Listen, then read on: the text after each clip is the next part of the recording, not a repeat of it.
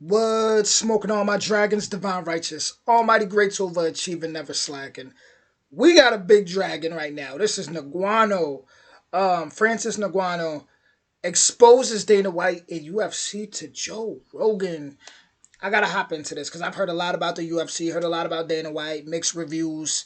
Let's hear what the man has to say himself. What was so what Francis Ngannou. Here we go. so what was the holdup with the UFC? Like what led you to not sign? There was a lot of frustration over the years. I think since my fight against Stipe, my first fight against Stipe, my relation with the UFC never been the same. Really? Yeah, Why? I never. In what way? I don't know. I tried everything. I feel like I wasn't in the right place.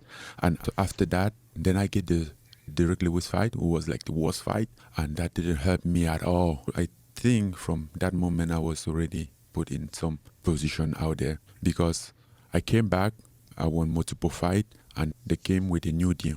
This was after Junior Dos Santos back in June 2017. And then until my team was on the way to the negotiation, who was in Anaheim when Stipe and DC was fighting the second time. And then I'm like, no, Dana said no new deal for Francis. He still have 3 fights on his contract. And to be honest, I was even happy because I wanted to knock that deal out. By that time, I understood a little bit about the market.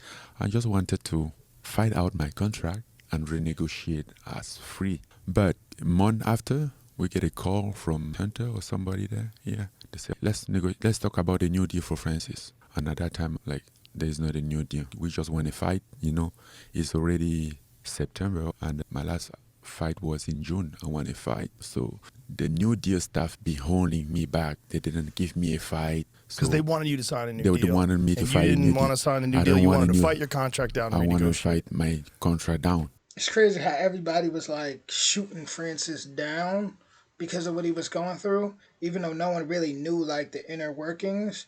And then people were like apologizing to him once he got this Tyson Fury fight. So I guess you just never know what a man really has up his sleeves. Definitely shouldn't judge. So they were slowing things down. They were slowing things down. So that if you see like the interval between my Junior Dos Santos fight and Jairzinho Rosenstruck fight was almost a year. I mean, it's also COVID, right? In between, but without COVID, he would have still been like 10 months, right? And then from Rosenstruck to Stipe, same thing. Then Stipe to Sirangan, almost the same thing. He was mostly about the contract. So then finally you fight out the contract, and then what happens? We didn't come to an agreement at all because during this time, there was still a negotiation, pushing and stuff, and I wanted to fight out that contract.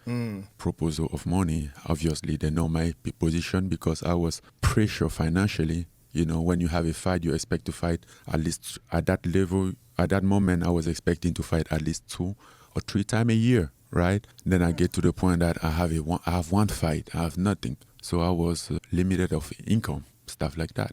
Then I started borrow money. Even before the Stipe fight, when they announced that fight, I need to call to ask for advance of my purse to finance my training camp. I have no money, but I was there training and getting ready for almost a year. So I took some advance. So that's got to be very stressful. Yeah, but one thing, and that's like one thing that I'm always grateful about my life. I used to this situation, and I tell myself like, these people, they don't know me. I can live out of nothing.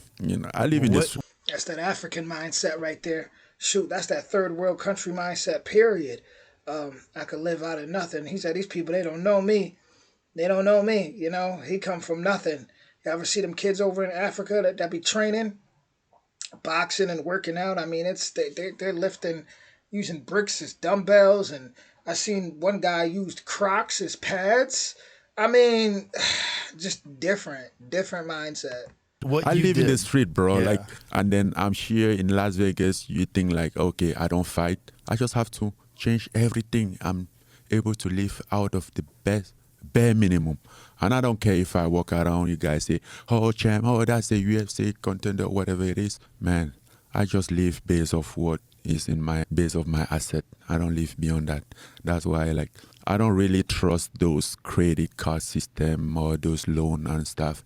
That's America shit, bro. I don't trust that because when he lets you down, he lets you down. Yeah, for sure. I check my wallet, whatever is in my wallet, I live based on that. I don't go loan and stuff unless I'm forced at some point, or it's an investment, like taking the money, borrowing money for your training camp, Right. That's a different thing. UFC yearly holds 15 PPV cards, each priced at $79. Now, if you've ever thought about buying all 15 of these cards in a year, it adds up to a staggering $1,185, and that's not even counting big boxing matches. But guess what? There's a solution called iWatch Max, and it's a total game changer. Imagine this. For the price of just 2 UFC fights, you can watch all the UFC and boxing matches for an entire year, saving over $1,450. But here's the kicker. It's not just about UFC and boxing. With iWatch Max, you can also catch all sorts of sports from MLB to NFL, NBA, soccer, and even the latest movies and TV shows. Here's how it works. iWatch Max is a super... I was gonna skip through, but just in case somebody wants to sign up, I'll skip a little past this. Your info, and you're good to go. And here... You win the Cyril Gane fight. Then what happened? Well, then first Dana didn't come to the ring, to the octagon for the belt. Yeah, and then after that, they get this dinner, invite us to this dinner, trying to smooth things out. Again, the condition at that time, I think at that time for me, he was more than a contract. He was like a lot of frustration from the past almost 3 years, I'm like, okay, I have no guarantee that signing this contract, I will not get into what I have been to in the past 3 years. So how about we change something that will make me feel secure? And what did you want to change? A lot of things. I want in my contract, first of all, I want a contract without extension, because I have seen how they can abuse of those extensions. Can you explain to me how the extension works? Oh, well, I mean, there's not a way that it works. The extension is that, because they say if you deny a fight, they can extend you for 6 months or something. If you're hurt and can't fight, they can extend you for 6 months or something. But the problem, the UFC is the judge and the party. They decide if we extend you. You have no say. So when they say, oh, you fight tomorrow, you say, no, I'm like, okay, no problem. We were just checking. And then maybe a week after, you will receive a letter of extension, like your contract has been extended once. And that's what happened with me. If you're injured, like say if they propose a fight for you, like here we are in September. Mm-hmm. If they propose a fight for you in Madison Square Garden in November, and you say, I can't because I'm injured. Oh, no, that extension. Then they put up a 6-month extension in the contract. That's extension. Anytime you refuse a fight? Is that what it is? Yeah. And refuse is subjective. Right. Depend of the term of subject. You can't fight because you're injured, like when you tore your knee ligaments. Oh, no, that is an extension. Extension? Yeah. That's clearly an extension. For example, my extension, the first one, when I fought Stipe, right? And I have been fighting almost once a year in the past 3 years. Mm-hmm. I fought Stipe on March 27, and then April 2nd, Mick is calling my team. And I tell them like, oh, I want to fight, stay active. I want to fight twice this year again. Summer, which is July or August, and December. And then April, they are calling to ask me to fight. And I was getting ready. It was a big moment in my life. I'm like, I'm bringing this trophy home. Right? And they called to ask me if I can fight in June 12th. I'm like, bro, give me a time. I mean, if they say, no, we were just offering in case, because Francis said you want to fight twice this year. I'm like, yes, I do. And I said July, the earliest, and August, and December. And I know that I can take 2-3 weeks out, maybe go home, do stuff, and come back. And they say, no, it's okay, no problem, we were just checking. A couple months after, I received an extension about that. So let's see what the comments, I'm curious what the comments got to say. Someone said, it's so refreshing to see a man who stands by his principles no matter what.